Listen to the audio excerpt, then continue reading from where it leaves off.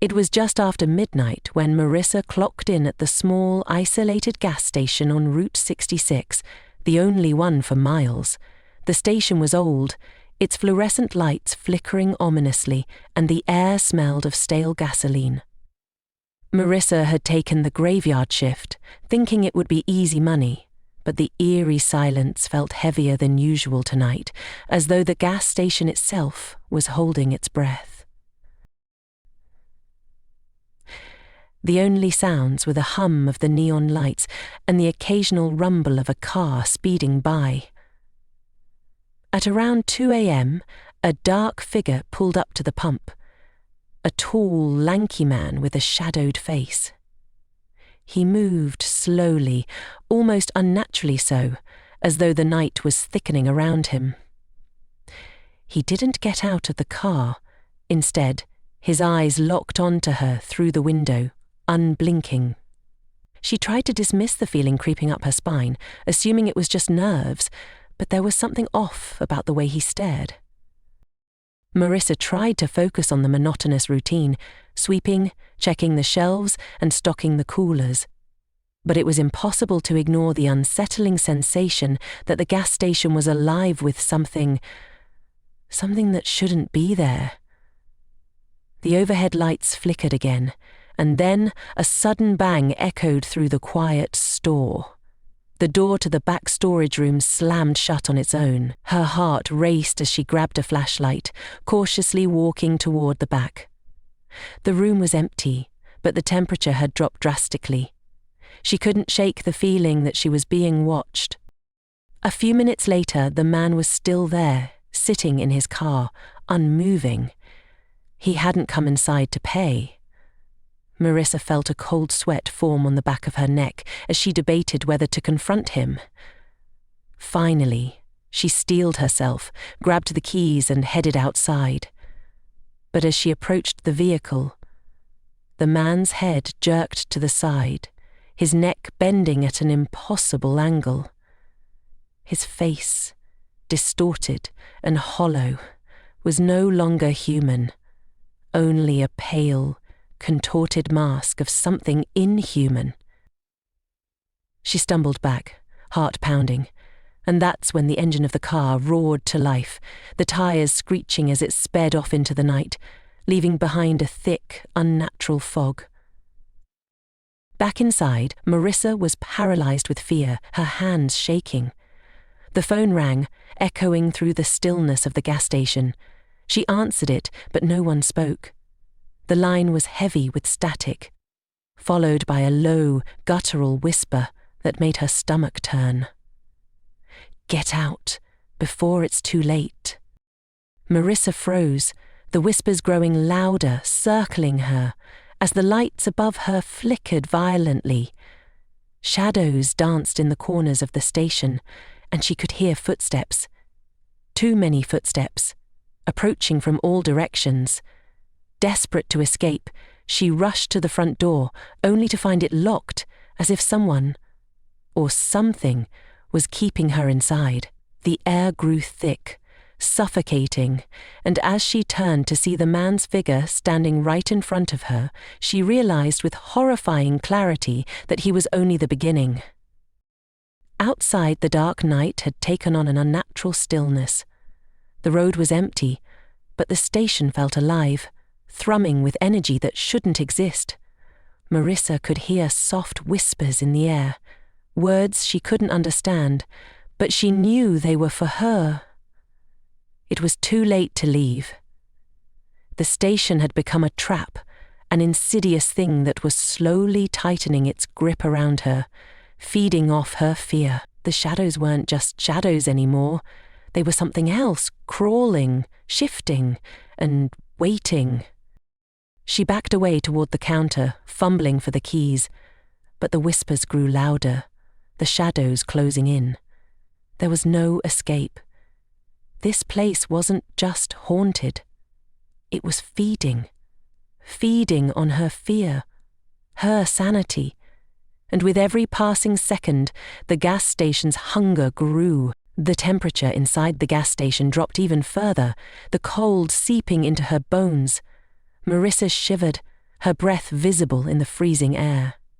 The shadows were closer now, as though they were taking form, twisting into grotesque shapes that lurked just beyond the edges of the dim light. The whispers had turned into a chorus of voices, all muffled, but each one unmistakably calling her name. She backed up into the counter, desperate to think of a way out, but the more she tried to focus, the more disorientated she became. Her vision blurred as her thoughts spiraled. The gas station wasn't just some creepy place. It was something alive, something ancient, something that thrived on fear, pain, and confusion. The flickering lights above her began to strobe, casting the station in an erratic, flickering rhythm that made it impossible to tell what was real. A soft scuffing sound came from behind her, and Marissa whipped around. The figure, the man, was standing at the far end of the station. But this time, it wasn't just him. The space around him seemed to twist, like the air itself was warping, and now he was no longer alone. There were other figures, tall and hunched, their faces too obscured to make out clearly, but she could see their eyes, glowing faintly red. Or was it green? They were watching her, silent, unmoving. But they were there, closing in. She tried the phone again, her hands shaking violently as she dialed 911, but there was no signal. The line was dead, like the entire station had been cut off from the rest of the world. She felt the walls closing in. The whispers grew louder, almost deafening now, and Marissa clutched her head, trying to block them out. And then, one by one, the shadows seemed to step forward, emerging from the corners and the cracks in the walls. They were no longer just figures. They had become something tangible, something that pulsed with the rhythm of her own heartbeat. The coldness was unbearable now, like her breath was icing over her lungs with every exhale. The man with the twisted face took a slow step forward, and behind him, the shadows crawled, inching closer, drawn to her face like moths to a flame. Suddenly, the lights above her went out completely, plunging the gas station into total darkness. Her heart hammered in her chest. She couldn't see, couldn't breathe, couldn't think. The air was thick, heavy with something ancient, and she could feel the presence of something just inches away, its cold breath brushing against her skin. The whispering voices grew to a deafening crescendo, filling her mind with incoherent thoughts and images of darkness, of faces she couldn't recognize, of things she couldn't comprehend. Then, a sudden flash of light, bright and blinding, illuminated the entire room. She gasped, squinting against the harsh glare. When her eyes adjusted, the gas station seemed different, as though it had been warped.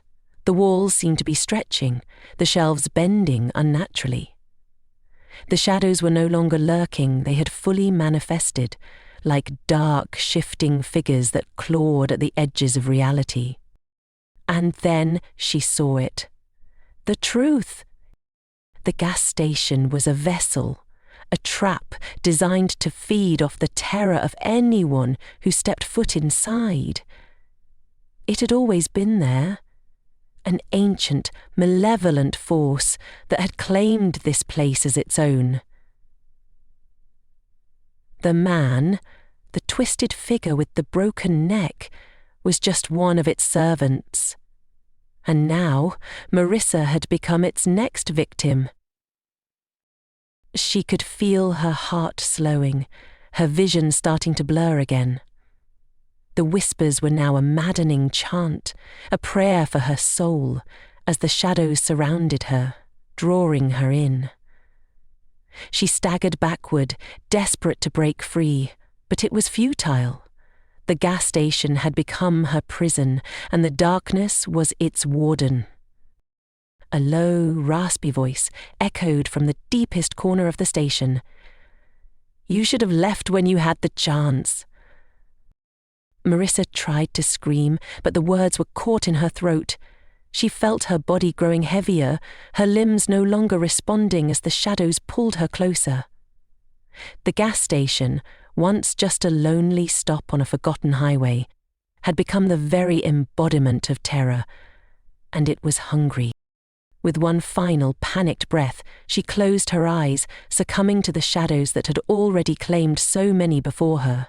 Marissa's lungs burned as the air around her thickened, the shadows tightening their grip. The chill in her bones spread like ice, freezing her entire body. But the real terror was not in the cold. It was in the feeling that something was wrong with her very soul. The gas station had ceased being just a place. It was a trap, a malicious entity with its own insatiable hunger, a hunger for despair, for hopelessness.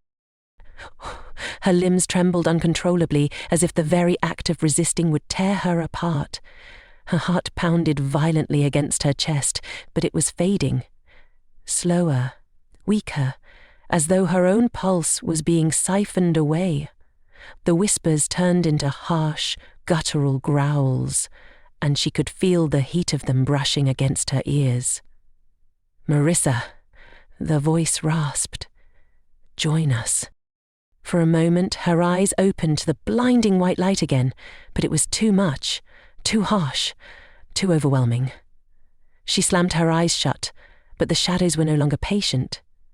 They crawled up her legs, pulling her down toward the floor, toward the cold, dark nothingness beneath. The walls of the gas station felt as though they were warping, melting, the very structure of reality bending under the weight of some primal force, something older than time itself. The man, the one with the contorted neck, was standing directly in front of her now, his grotesque face inches from hers. His hollow eyes gleamed with malice, glowing a sickly green that made her skin crawl. He smiled, a sickening, inhuman stretch of lips. "You're already ours," he whispered, his voice a rasping wind that burned her ears. "You can't escape. You never could." The shadows around her swelled, pushing against her, whispering her name. Her thoughts scrambled. There had to be a way out. She couldn't die here, not like this. Her hand jerked toward the counter instinctively, fumbling for something, anything, that could help, a can of spray paint, a flashlight, anything. But then something shifted in the corner of her vision. The door. It wasn't locked anymore. It was wide open. The station was beckoning her, its hunger palpable, its twisted desire to consume her inescapable.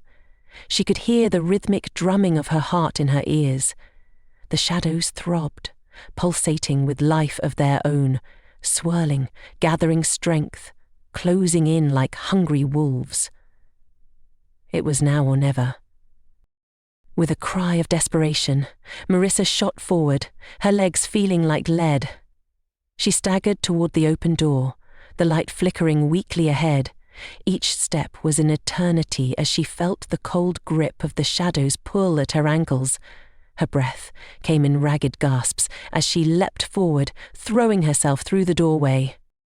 But the moment she crossed the threshold, it was as though the world had shifted. The gas station no longer felt like a building. It was like a living, breathing thing, like an ancient creature stretching its limbs after a long, cursed slumber. The door slammed shut behind her with a deafening crash, as if the station itself had locked her out. The wind howled across the barren highway outside, yet the air was still thick with that oppressive dread. She stumbled back, gasping, eyes wide with terror. The road, the sky, everything felt wrong. The world around her twisted like a nightmare. And then she saw it. There, standing at the very edge of the gas station's property, was the figure of the man with the broken neck. Except now, there were more. Dozens of them, all lined up in a grotesque parade, their eyes gleaming with the same unnatural glow. Their features were warped, no longer human, like twisted reflections of her worst nightmares. They didn't move, not at first. They just stood there, silent, watching her with those hollow eyes. A chill crawled down Marissa's spine. She realized then that escaping wasn't an option. They were everywhere. There was no running from it. The gas station, the horror. It wasn't bound to the physical space she'd just left. It had already crossed over to her. One of the figures stepped forward. It was the man again, but his body was far more twisted now, his limbs elongated, fingers curled like claws. His head swiveled unnaturally, as if he was cracking his neck, preparing for something. His mouth split open, wider than should be possible, revealing teeth that looked like rows of jagged stones. No! Marissa's mind screamed, but her body couldn't move. The weight of fear was paralyzing.